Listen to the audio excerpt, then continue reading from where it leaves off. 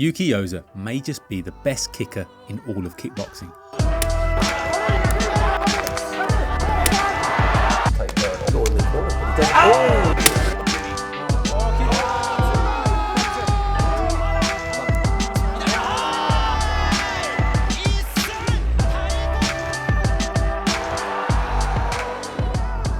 Born and raised in Japan, Yoza's journey to martial arts started early, but it wasn't kickboxing that first captured his heart, it was Kyokushin karate, one of the most brutal and physically demanding styles of traditional karate. According to an excerpt from Beyond Kickboxing, around the time of junior high school, Yoza began to watch kickboxing on TV. Mesmerised by the action, he realised he wanted to become a professional fighter, however his mentors advised him to first conquer the world of karate, a foundation that would serve him well in the future. Taking that advice to heart, Yoza pushed through the ranks, balancing school and rigorous training. His hard work culminated in him winning the Kyokushin World Championships at just 19 years of age, the youngest ever to do so. That milestone would become the launching pad for a remarkable kickboxing career. Fast forward, and that advice proved prophetic. Today, Yuki Yoza is regarded as the #1 bantamweight and lightweight kickboxer on the planet, winning the prestigious K1 title along the way. Currently fighting out of Team Vasilius with the likes of Takeru and one kickboxing champion Masaki Noiri, it's clear that Yoza knew if he wanted to transition successfully from karate, it would help to seek out the best kickboxing possible. And it's not just his results, it's how he fights that has fans and analysts alike in awe. With knockout power in every limb, he is as exciting as he is technical. His kicking game, simply put, is a masterclass. Yoza can attack at literally any range. Even in close quarters, glove to glove, where most fighters abandon kicks entirely, Yoza finds creative ways to launch devastating strikes with his legs. The kicking arsenal. In an era where the calf kick has only recently become mainstream in MMA, Japanese kickboxers, including Yoza, have been way ahead of the curve. Yoza spams low kicks with tactical precision, and his variety is overwhelming. Calf kicks, quad kicks, inside and outside leg attacks, stab kicks to the leg. It's not just what he kicks, it's how and when, with Yoza able to kick all levels, head, body and leg at all ranges. He attacks the front leg, then the back, then the body, creating a complex puzzle that most opponents simply cannot solve, and this definitely is attributed to his Kyokushin karate background. Yoza has fantastic dexterity in the legs. One particular innovation stands out, the inside rear leg kick. It's a technique that's deceptively simple but brutally effective. The inner thigh is often more sensitive than the outer thigh due to a combination of factors, primarily related to nerve anatomy and the presence of erogenous zones. Just think of the location of the inner thigh compared to the outer thigh. And there's something quite precious sitting in the middle. The inner thigh is closer to the genitals. Catch it! It also doesn't help that the back leg of a fighter will always be less conditioned than the front, which is why a great tactic in an orthodox versus southpaw match is to attack it.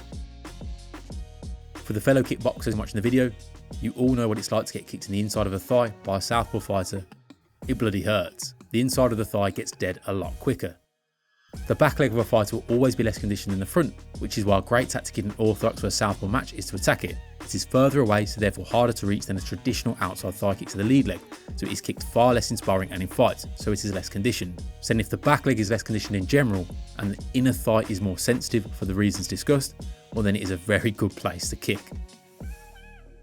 Glory heavyweight champion Rico Verhoeven is another user of the technique, and it's become part of a strategy to break opponents down. Beating up their legs will affect an opponent's movement and how they are able to distribute their weight. When we think about punch mechanics, you need to be able to transfer weight from front foot to back foot to generate power, and if your back leg is totally trashed, your punching technique could be greatly diminished.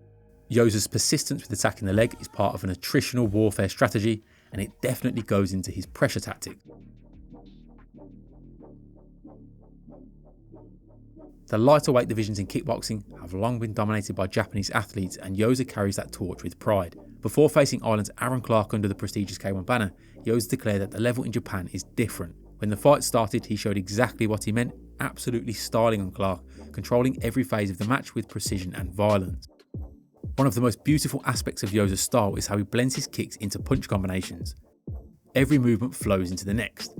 Not every kick is thrown with knockout power, and many are used to probe, distract or off-balance his opponents, and that's the key. If you can keep the opponent off balance, you keep them under control. Yoza loves a leg kick, and as much as this is a weapon that will cripple an opponent if a few too many hard ones get through, Yoza will use it as a way to test an opponent's defence. Here we see Yoza tease with a low kick that he throws at half speed. The opponent, Thai fighter Kong Napa, instinctively lifts his leg to block. Yoza slides his shin down the back of the calf, hooks his foot around the back of the heel, and then with the bridge of his foot gripped around the Achilles of Kongnapa, he can pull the leg out, tripping the Thai fighter to the floor.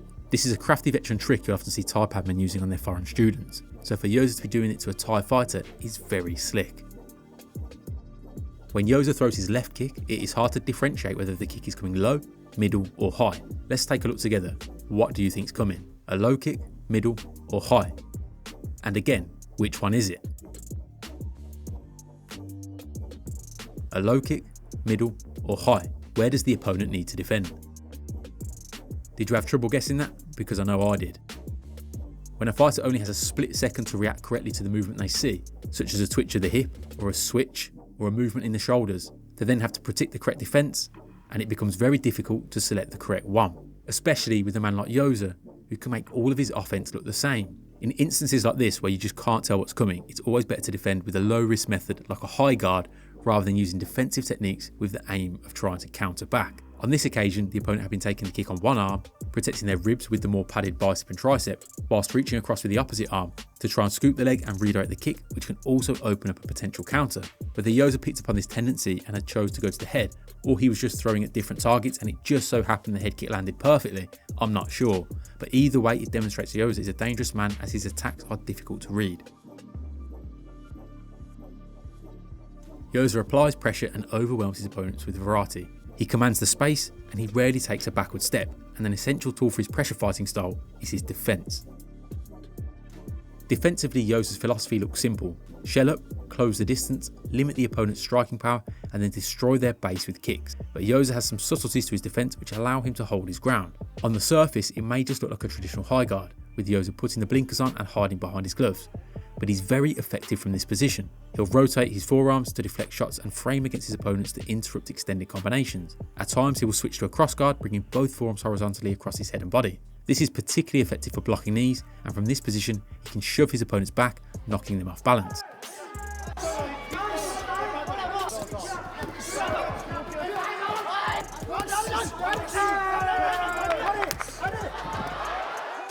Yoza knows how to compact himself behind his guard. With a wide stance, chin tucked, shoulders raised to protect his jaw, and elbows tight against his body, resting above his hips, he forms a watertight defence that's incredibly hard to penetrate. This stance provides a strong foundation for engaging physically, pushing opponents back whilst keeping him in a prime position to counterpunch. Here we see Yoza going toe to toe at Mike's gym in Holland, a gym known for producing fighters like Badr Hari and Melvin Manhoff, and famous for its notoriously hard sparring. Yoza is sparring with a much taller opponent, likely from a heavier weight class, and things are heating up.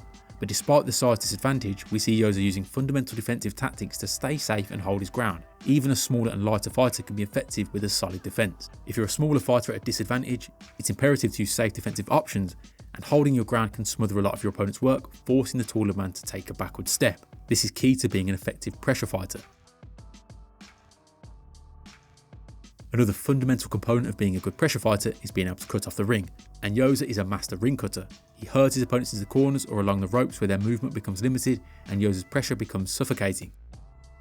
In this clip we see Yoza stay tight behind his high guard and force his opponent into the corner. From this stance he unleashes a series of leg attacks with minimal adjustment. First he lands a stabbing kick to the rear leg, then a strike that seems to smash across both the legs, before finally dropping his opponent with a brutal calf kick. Now it's unclear whether this double leg kick was intentional or accidental. I had to watch it many times in slow motion as it was really weirding me out. Was he targeting the back leg, or was he deliberately going for both? I would like to think it was deliberate, as putting the toes on the line in such a way seems a little too crazy for a man like Yoza, unless he has toes of steel. And since this has happened multiple times throughout his career, yes, I went back and watched all these instances in slow motion, we'll go with the explanation of him doing it on purpose. Yeah. Not the calf. Not the calf. Now Yoza isn't just a world-class kicker, he punches holes through people too. When Yoza lets his hands go, he's a demon. He seamlessly flows from punches to kicks and vice versa. This fluidity stems from the padwork style at Team Vasilius, where the padman does a full bodysuit of protective gear, from body shields to thigh and shin pads, allowing fighters to rehearse devastating combinations that hit every level. This is probably the most enjoyable aspect of Yoza's fighting style. Here we have a standout example where Yoza kicks into a punch that drops his opponent. From a southpaw stance to match his opponent, he delivers a calf kick while stepping through with a left hook. It's like a step-through punch, but he's striking the calf simultaneously.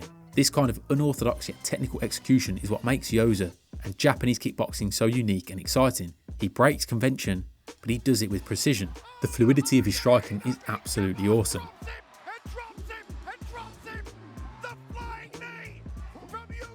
When Yoza lets loose, the speed and flow of his combinations make them extremely difficult to defend. Simply put, he wrecks blokes. He's not just fast and powerful, he fights with high level proficiency and fight IQ, and he can adapt on the fly to adjust his approach in real time. Here we see Yoza back his opponent into the ropes using frames and a cross guard before launching an attack. As the opponent steps in, potentially smothering Yoza's offence, Yoza remains patient. He taps at his opponent's gloves to keep them high, looking for a clean opening. He's not wasting energy hitting arms, he wants clean shots. He peels down the opponent's guard, dragging the opponent's left hand with his own left to create an opening, and he lands a crisp right hand. It's another great example of Yoza being able to adapt on the fly.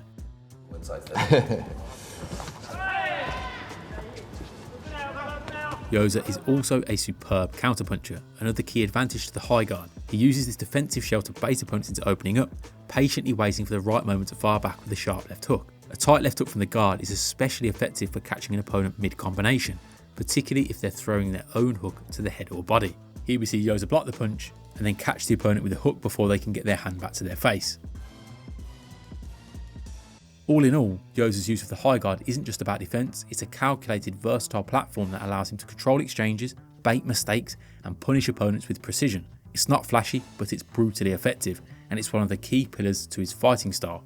With Yoza now signed to one championship, it'll be fascinating to see if they match him under Muay Thai rules with the 4-ounce gloves. The big question is whether the high guard will hold up under the increased risk of the smaller gloves, or will he need to adapt and make adjustments to stay defensively sound. Then again, with his own sharp boxing and fluid combinations, he might just overwhelm opponents regardless. Just imagine Yoza throwing those combinations in a 4-ounce glove. Either way, it's a very intriguing prospect, but even if he sticks to kickboxing, I'll be very excited to see it, as right now he stands tall as the true K1 king of his division. As always, thank you for watching the video. If you would like to access more breakdowns and tutorials from the channel, head over to the Pro Striking Patreon, where there are in-person one-to-one sessions with athletes at the UFC PI in Shanghai, as well as breakdowns such as PT Yan's defensive skills. Pro Striking appreciates you more than watching Yuki Yoza punch people's legs to pieces.